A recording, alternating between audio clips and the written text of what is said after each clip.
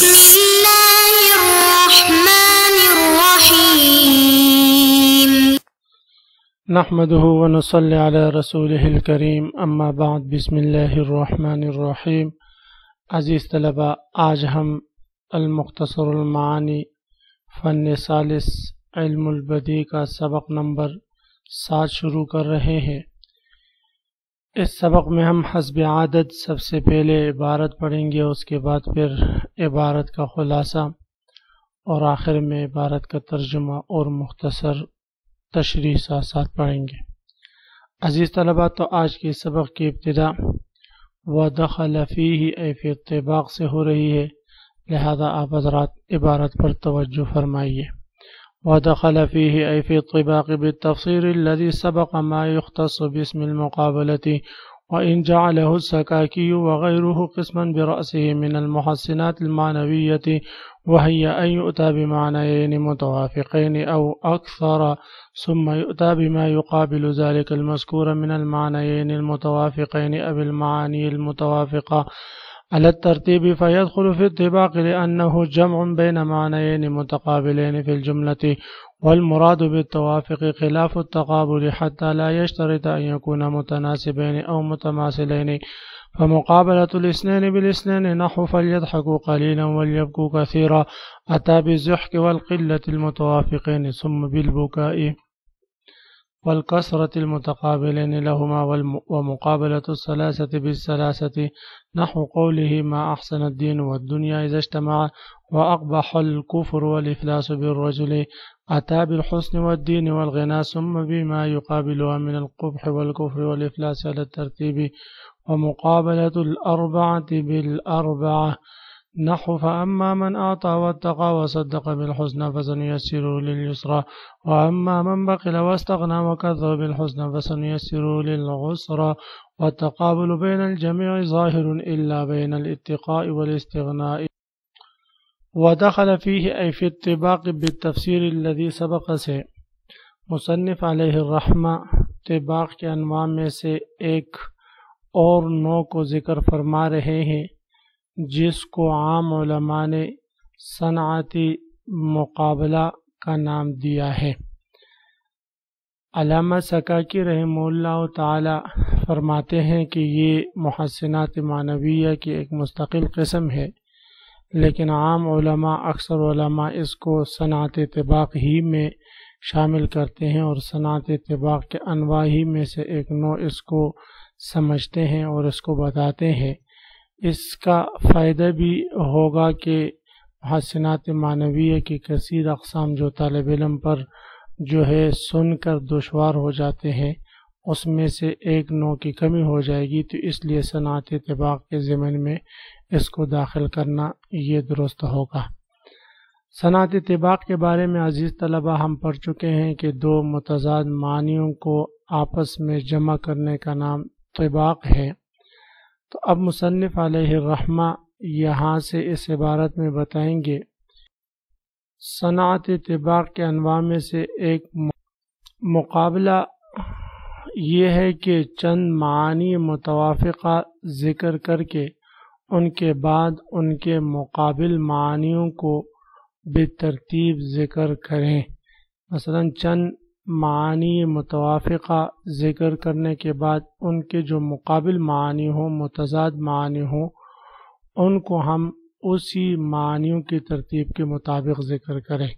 پہلے معنی کے مقابلے میں پہلا متضاد معنی، دوسرے کے مقابلے میں دوسرے کا متضاد معنی، تیسرے کے مقابلے میں تیسرے کا متضاد معنی. تو مصنف علیہ الرحمہ اس کی 4 مثالیں ذکر کریں گے. پہلی مثال میں دو متوافق معنوں کے مقابلے میں دو متضاد معنی ذکر کرنے کی مثال ہے، جیسے فَلْيَضْحَكُوا قَلِيلًا وَلْيَبْكُوا كَثِيرًا. یہاں پر پہلے دو متوافق معنی ضحک اور قلت.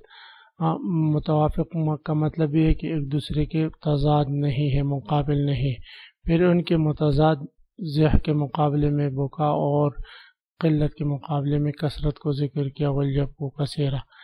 پھر اس کے بعد مصنف علیہ الرحمہ دوسری مثال ذکر کریں گے، جس میں 3 متوافق معنیوں کے مقابلے میں تین متضاد معنیوں کو بالترتیب ذکر کیا گیا ہے، جیسے شاعر کا یہ شعر ہے ما احسن الدین والدنیا اذا اجتمع واقبح الکفر والافلاس بالرجل۔ اس میں آپ ملاحظہ کر سکتے ہیں کہ شاعر نے پہلے مصرعے میں حسن، دین، دنیا ان تینوں کو جمع کیا ہے، اور دوسرے مصرعے میں حسن کے مقابلے میں قبح اور دین کے مقابلے میں کفر اور دنیا کے مقابلے میں افلاس یعنی فقر کو ذکر فرمایا ہے۔ اس کے بعد تیسری مثال مصنف علیہ الرحمہ وہ ذکر فرمائیں گے جس میں چار متوافق معنی کے مقابلے میں چار ان کے متضاد معنیوں کو ذکر کیا گیا ہے بالترتیب، جیسے فَأَمَّا مَنْ أَعْطَى وَاتَّقَى وَصَدَّقَ بِالْحُسْنَى فَسَنُيَسِّرُهُ لِلْيُسْرَى وَأَمَّا مَنْ بَخِلَ وَاسْتَغْنَى وَكَذَّبَ بِالْحُسْنَى فَسَنُيَسِّرُهُ لِلْعُسْرَى۔ اس میں ہم ملاحظہ کر سکتے ہیں کہ پہلے آیات کریمہ میں اعطا کا ذکر ہے، پھر اتقاء کا ذکر ہے، تقوی کا، پھر تصدیق بالحسنہ کا ذکر ہے، اور پھر جو ہے تیسیر للیسرا کا ذکر ہے، اور یہ چار معنی ذکر ہیں۔ اس کے مقابلے میں پھر چار متضاد معنی یعنی اعطا کے مقابلے میں عطا کے مقابلے میں بخل کا ذکر ہے، اور اتقاء کے معنی میں استغنا کا ذکر ہے، اور تصدیق کے معنی میں تکذیب کا ذکر ہے، اور پھر تیسیر للیسرا کے مقابلے میں تیسیر للعسرا کا ذکر ہے۔ بالترتیب کا مطلب یہ ہے کہ پہلے آیات کریمہ میں یا پہلے مصرعے میں جو چند معانیوں میں سے جو متوافق معنی مذکور ہے اسی ترتیب سے ان کے متضاد معنی کو بھی ذکر کیا جائے۔ یہاں پر دیکھیں پہلے آتا آتا ہے تو اس کے مقابلے میں بخل ہے، اس کو سب سے پہلے ذکر کیا۔ دوسرے نمبر پر اتقاء آتا ہے تو اس کے مقابلے میں استغنا ہے، سب سے پہلے اس کو دوسرے نمبر پر اس کو ذکر کیا۔ یہاں تیسرے نمبر پر تصدیق ہے تو وہاں تیسرے نمبر پر تکذیب، یہاں چوتھے نمبر پر تیسیر للجسرا ہے تو وہاں چوتھے نمبر پر تیسیر للعسرا ہے۔ تو عزیز طلبہ یہ آج کے سبق کا خلاصہ ہے۔ اب آپ حضرات عبارت پر توجہ فرمائیں۔ تو فرماتے ودخل فیہ ای فی الطباق بالتفسیر الذی سبق، اور داخل ہیں اس میں یعنی طباق کے تعریف میں یا انواع میں بالتفسیر الذی سبق، اس تفسیر کے مطابق جو پہلے گزر چکا، یعنی طباق کہتے ہیں دو باہم متضاد معنیوں کو آپس میں جمع کرنے کو۔ تو اس تفسیر اور اس تعریف کے مطابق طباع کے انواع میں سے ما یختص باسم المقابلہ وہ نوع بھی داخل ہے جس کو اسم المقابلہ کے ساتھ خاص کیا گیا ہے، یعنی مقابلے کے نام کے ساتھ خاص کیا گیا ہے۔ وَإِن جَعَلَهُ السَّكَاكِيُّ وَغَيْرُهُ قِسْمًا بِرَأْسِهِ مِنَ الْمُحَسَّنَاتِ الْمَعنَوِيَّةِ، اگرچہ بعض حضرات نے یعنی علامہ سکاکی رحمہ اللہ تعالیٰ نے اور دیگر علماء نے اس کو محسنات معنویہ کے ایک مستقل قسم شمار کیا ہے اسم المقابلہ، لیکن عام علماء اور صاحب کتاب اس کو طباع کے انواع میں سے شمار کرتے ہیں اور مستقل قسم اس کو نہیں کہتے۔ عزیز طلبہ یہاں پر ایک اعتراض ہو سکتا ہے کہ یہ جو اسم المقابلہ ہے یا صنعت مقابلہ ہے اس کو صنعت طباق کے انواع میں شامل تو کیا ہے، ٹھیک ہے، اس کو مراعات النظیر میں شامل کیوں نہیں کیا؟ مراعات النظیر میں شامل کر لیتے تو اس اعتبار سے کہ متوافقین کو جمع کرنے کے اعتبار سے اس پر مراعات النظیر کی تعریف بھی فٹ آ رہی ہے۔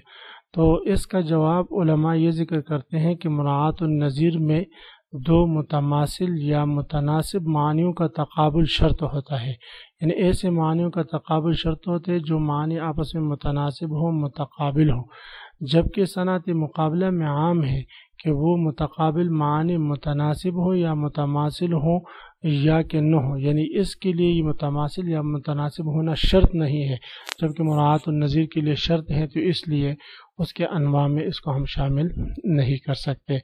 وہی ایوتا، اب صنعت مقابلہ کی تعریف فرما رہے۔ صنعت مقابلہ یہ ہے کہ ایوتا بمعنی یعنی متوافقین او اکثر، دو یا دو سے زیادہ متوافق معنوں کو لایا جائے، ثم یؤتا بما یقابل ذلك المذکور من المعنیین المتوافقین والمعانی المتوافقۃ، پھر ان دو یا دو سے زیادہ معنی متوافقہ کے مقابل معنیوں کو ذکر کیا جائے، لایا جائے. پھر کلام میں یہ ہوتا لایا جائے بما یقابل ذالک، ان معنیوں کو جو ان معنیوں کے مقابل ہو. کون سے معنیوں کے؟ المذکورہ من المعنی المتوافق، یعنی دو متوافق معنی یا بہت سارے متوافق معنی جو پہلے ذکر کیے گئے ہیں ان کے مقابل معنیوں کو لایا جائے.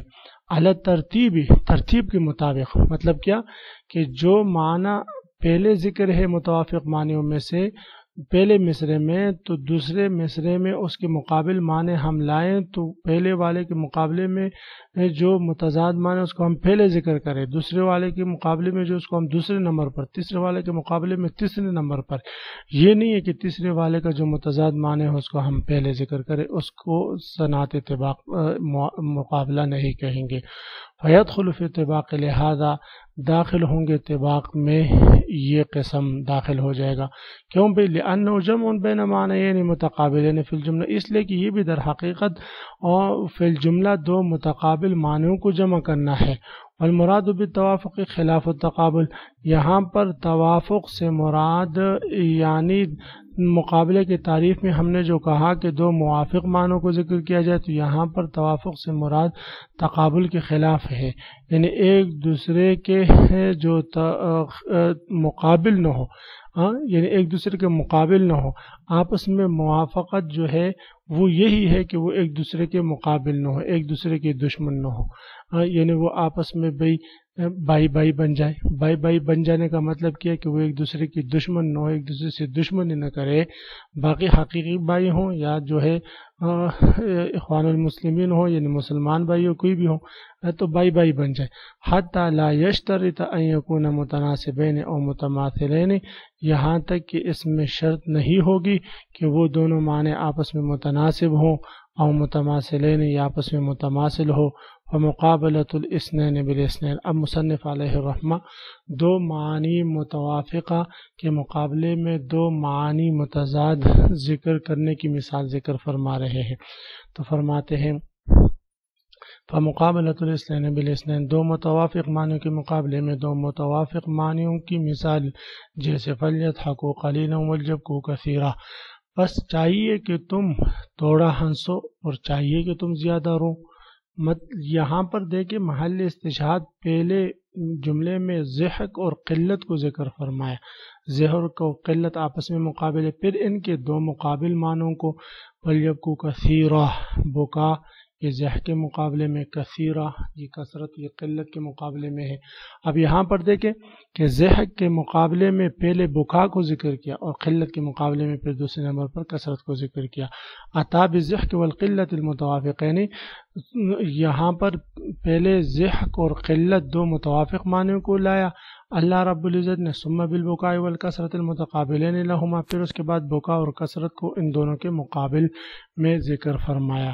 ومقابلۃ الثلاثۃ بالثلاثہ، تین متقابل معنوں کو پہلے ذکر کرنے کے بعد اس کے بعد پھر اس کے تین متقابل معنوں کو ذکر کرنا، تین متوافق معنوں کو ذکر کرنے کے بعد ان کے تین متقابل معنوں کو ذکر کرنے کی مثال جیسے ما احسن الدین والدنیا اذا اجتمع واقبح الکفر والافلاس بالرجل. یہ جو ہے ایک مثال ہے. شاعر فرماتا ہے کہ ما احسن الدین والدنیا، کیا ہی اچھا ہوگا کہ دین اور دنیا دونوں ایک ہی شخص میں جمع ہو جائے بیک وقت، اور کیا ہی برا ہے کہ کفر اور فقر دونوں ایک ساتھ جو ہے کسی شخص میں جمع ہو جائے، دونوں کسی شخص میں ایک ساتھ جمع ہو جائے. اب یہاں پر دیکھیں عزیز طلبہ کہ پہلے مصرے میں حسن، دین اور دنیا تین قسم کے متوافق معنیوں کو ذکر کیا، پھر ان تین متوافق معنیوں کے مقابلے میں تین دیگر متوافق معنی ذکر فرمائے، ان کے مقابل معنی ہیں قبح، کفر اور افلاس. حسن کے مقابلے میں قبیح ذکر فرمایا، دین کے مقابلے میں کفر اور دنیا کے مقابلے میں افلاس. دنیا سے مراد جو ہے بے رغبتی ہے اور مال اور دنیا ہے، اور یہاں پر افلاس سے مراد فقر ہے. عطا بالحسن والدین والغنا، تو پہلے حسن دین اور غنا کو ذکر فرمایا. ثم بما یقابل، اور پھر ان کے جو مقابل ہے قبو ہے، کفر افلاس ہے، اس کو ترتیب کے ساتھ ذکر فرمایا. ومقابلۃ الاربعۃ بالاربعۃ، چار متوافق معنیوں کو ذکر کرنے کے بعد ان کے چار متقابل معنیوں کو ذکر کرنے کی مثال. نحو فاما من اعطى واتقى وصدق بالحسنى فسنيسره لليسرى، بہرحال وہ شخص جس نے اللہ کے راستے میں کچھ صدقہ دیا، واتقى اور پرہیزگاری اختیار کی، تقوی اختیار کیا اور اللہ سے ڈرا، وصدق بالحسنى اور سچائی کی تصدیق کی، فسنيسره لليسرى تو ہم دھیمے دھیمے آرام آرام سے اس کو پہنچائیں گے آسانی کی طرف. واما من بخل، بہرحال وہ شخص جس نے بخل سے کام لیا، بخل کیا، واستغنى اور بے پرواہی اختیار کی، وکذب بالحسنى اور جھٹلایا سچائی کو، فسنيسره للعسرى تو ہم دھیمے دھیمے اس کو تنگی کی طرف لے جائیں گے. تو یہاں پر دیکھیں اعطا، تقا اور تصدیق بالحسنى اور تیسیر للعسرى، یہ چار متوافق معنی ہیں اور اس کے مقابلے میں چار مقابل متضاد معنی کو ذکر کیا. اعطا کے مقابلے میں بخل، اور تقوی کے مقابلے میں استغنا، اور تصدیق کے مقابلے میں تکذیب، اور تیسیر یسرا کے مقابلے میں تیسیر للعسرا کو ذکر کیا. وتقامل بین الجميع ظاہر، اور ان سب کے درمیان تقابل جو ہے یہ ظاہر ہے. عزیز طلبہ، اسی کے ساتھ آج کے سبق کا اختتام ہوا. آج کے سبق کا خلاصہ یہ ہوا کہ ہم نے صنعت طباع کے انواع میں سے ایک اور نوع صنعتی مقابلہ سے متعلق پڑھا.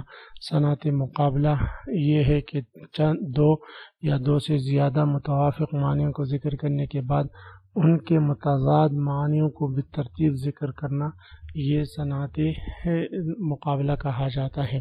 اس کی مصنف علیہ الرحمہ نے تین مثالیں ذکر کی کہ دو متوافق معنی کے مقابلے میں دو متضاد معنی آ جائے، تین متوافق معنی کے مقابلے میں تین متضاد معنی آ جائے، اور چار متوافق معنیوں کے مقابلے میں چار متضاد معنی آ جائے. آپ حضرات اس کو خوب غور سے سنیں سمجھیں. اللہ ہم سب کا حامی و ناصر ہو، آمین. وآخر دعوانا ان الحمد للہ رب العالمین.